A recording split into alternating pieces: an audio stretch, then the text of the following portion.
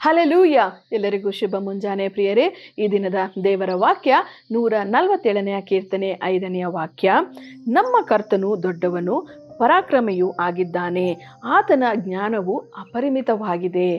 ಈ ದಿನಗಳಲ್ಲಿ ವಿದ್ಯಾರ್ಥಿಗಳಾಗಿರಬಹುದು, ದೊಡ್ಡವರಾಗಿರಬಹುದು, ಯಾವ ಪರೀಕ್ಷೆಗಳಿಗಾಗಿ ನಮ್ಮನ್ನು ನಾವು ಸಿದ್ಧಪಡಿಸಿಕೊಳ್ಳುತ್ತಿದ್ದೇವೋ ಈ ಸಮಯದಲ್ಲಿ ನಮಗೆ ಮುಖ್ಯವಾಗಿ ಬೇಕಾಗಿರುವಂಥದ್ದು ಜ್ಞಾನ.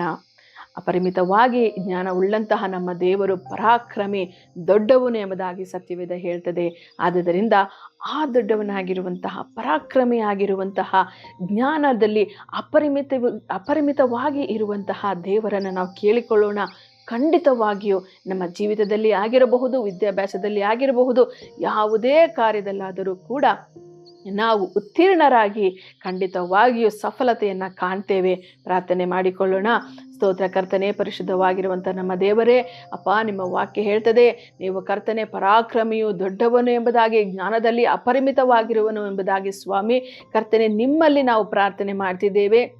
ಯಾವ ಮಕ್ಕಳು ಕರ್ತನೆ, ವಿದ್ಯಾರ್ಥಿಗಳು ಕರ್ತನೆ ತಮ್ಮ ಪರೀಕ್ಷೆಗಳಿಗಾಗಿ ಸಿದ್ಧತೆ ಮಾಡಿಕೊಳ್ಳುತ್ತಿದ್ದಾರೋ, ಜೀವನದಲ್ಲಿ ಅನೇಕ ಪರೀಕ್ಷೆಗಳಿಂದ ಕರ್ತನೆ ಅಪ್ಪ ತಮ್ಮನ್ನು ತಾವು ಸಿದ್ಧಪಡಿಸಿಕೊಳ್ಳುತ್ತಿದ್ದಾರೋ, ಪ್ರತಿಯೊಬ್ಬೊಬ್ಬರಿಗೂ ಕರ್ತನೆ ಈ ಒಂದು ಸಮಯಗಳಲ್ಲಿ ಬೇಕಾಗಿರುವಂತಹ ಬಲವನ್ನು, ಜ್ಞಾನವನ್ನು ಕರ್ತನೆ ಕೊಟ್ಟು ಅವರೊಟ್ಟಿಗೆ ನೀವು ಕರ್ತನೆ ಪರಾಕ್ರಮಿಯಾಗಿದ್ದು, ದೊಡ್ಡವನಾಗಿದ್ದು ಸ್ವಾಮಿ ಪ್ರತಿಯೊಬ್ಬೊಬ್ಬರನ್ನು ನಡೆಸಿ ಅವರ ಜೀವಿತದಲ್ಲಿ ಜಯವನ್ನು ಹೊಂದುವಂತೆ ಆಶೀರ್ವದಿಸಿ ಯೇಸುವಿನ ನಾಮದಲ್ಲಿ ಪ್ರಾರ್ಥಿಸಿ ಬೇಡಿ ಹೊಂದಿದ್ದೇವೆ ಕರ್ತನೆ. ಆಮೇನ್.